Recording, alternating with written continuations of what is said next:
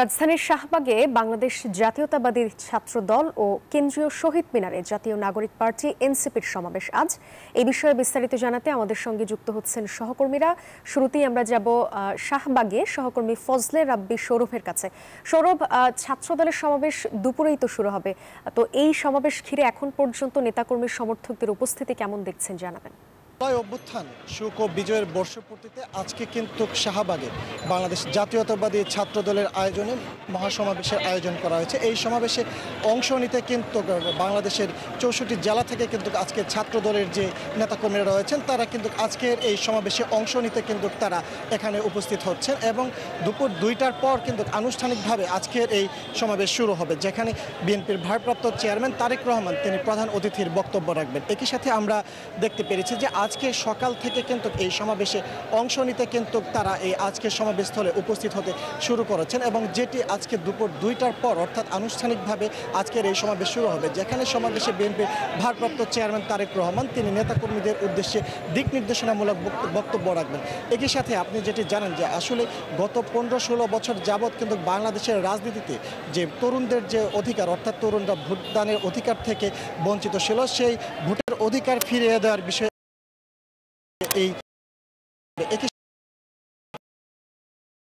নিপীড়নের বিরুদ্ধে যে ছাত্রদল সহ অন্যান্য ছাত্র সংগঠনের যে অবস্থান ছিল, সেই অবস্থানের পাশাপাশি কিন্তু তাদের আগামী দিনে নতুন নেতৃত্ব নির্বাচনে তাদের যে ভূমিকা, সেই ভূমিকার জন্য আজকের এই সমাবেশ থেকে বার্তা আসবে। আর এর আগে কিন্তু আজকের এই সমাবেশটি যেটি শাহবাগে হচ্ছে সেটি কিন্তু হওয়ার কথা ছিল জাতীয় শহীদ মিনারে, কিন্তু অন্য একটি রাজনৈতিক দল সেখানে অনুষ্ঠান আয়োজন করার কারণে সেখানে কিন্তু ছাড় দিয়ে আজকে ছাত্রদল এই শাহবাগে কিন্তু তাদের আজকের এই সমাবেশ করছে। এই সমাবেশ থেকে কিন্তু গণতান্ত্রিক প্রক্রিয়ায় ফেরত যাওয়ার জন্য যে বার্তা, সেই বার্তাটি আসবে বলে কিন্তু নেতাকর্মীরা বলছেন এবং তারা কিন্তু বলছেন যে আজকের এই সমাবেশে তারা ব্যাপক সমাগম ঘটানোর একটি বিষয় রয়েছে। এটি অন্য একটি বড় কারণ যে জুলাই অভ্যুত্থানের এই বর্ষপূর্তিকে স্মরণীয় করে রাখতে তারা আজকের এই সমাবেশে তাদের প্রত্যেকটি ইউনিট থেকে নেতাকর্মীরা আজকের এই সমাবেশে উপস্থিত হবে। একই সাথে কিন্তু আমরা দেখেছি যে সকাল থেকে কিন্তু খণ্ড খণ্ড মিছিল নিয়ে কিন্তু নেতাকর্মীরা আজকের এই সমাবেশে কিন্তু তারা উপস্থিত হচ্ছেন এবং সকাল থেকে স্লোগান এবং একই সাথে কিন্তু তারা ছোট ছোট মিছিল নিয়ে কিন্তু সমাবেশস্থলে উপস্থিত হচ্ছেন এবং এই সমাবেশের পর কিন্তু আরও নেতাকর্মীরা আসবেন, অর্থাৎ দুপুর 2টার পরে কিন্তু আনুষ্ঠানিকভাবে শুরু হবে এবং একই সাথে কিন্তু বিএনপির বিভিন্ন পর্যায়ে নেতৃস্থানীয় যারা রয়েছেন সেই নেতাকর্মীরা তারা বক্তব্য রাখবেন, যেখানে বিএনপির ভারপ্রাপ্ত চেয়ারম্যান প্রধান অতিথির বক্তব্য রাখবেন। একই সাথে বিএনপি মহাসচিব মির্জা ফখরুল ইসলাম আলমগীর তিনিও কিন্তু আজকের এই সমাবেশে বক্তব্য রাখবেন।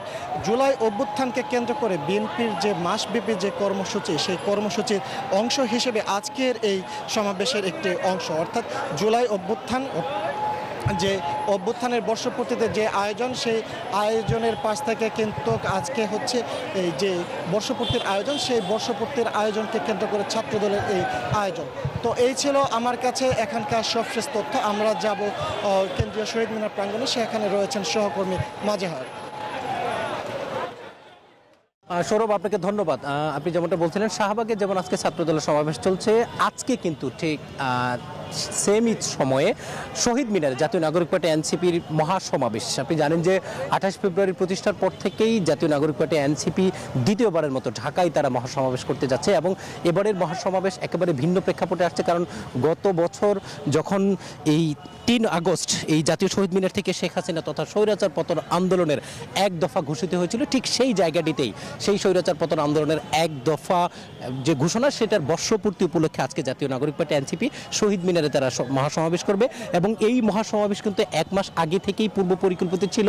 কারণ এই মহাসমাবেশের আরও একটা বিশেষ গুরুত্ব হচ্ছে, কারণ জাতীয় নাগরিক পার্টি এনসিপি 64 জেলায় তাদের 29 দিন ব্যাপী দেশ করতে জুলাই পদযাত্রা নামে যে কর্মসূচি পালন করেছে সেটির আনুষ্ঠানিক সমাপ্তি হবে আজকে এখানে নতুন বাংলাদেশের ইশতেহার ঘোষণা করবে জাতীয় নাগরিক পার্টি এনসিপি এবং তাদের সেই ইশতেহারে কী কী বিষয় থাকবে সেটি কিন্তু ইতিমধ্যেই তারা স্পষ্ট করেছে। তারা বলেছে যে আশা আকাঙ্ক্ষা নিয়ে অভ্যুত্থান হয়েছিল, সেই অভ্যুত্থানের যে 1 বছর পরেও সেই আশা আকাঙ্ক্ষা কিন্তু এখনও পূরণ হয়নি। বিশেষ করে তারা বলছেন যে নতুন বাংলাদেশ গড়ার যে নতুন সংবিধান প্রণয়নের তারা কথা বলেছিল, সেই নতুন সংবিধান এখনও প্রণয়ন হয়নি।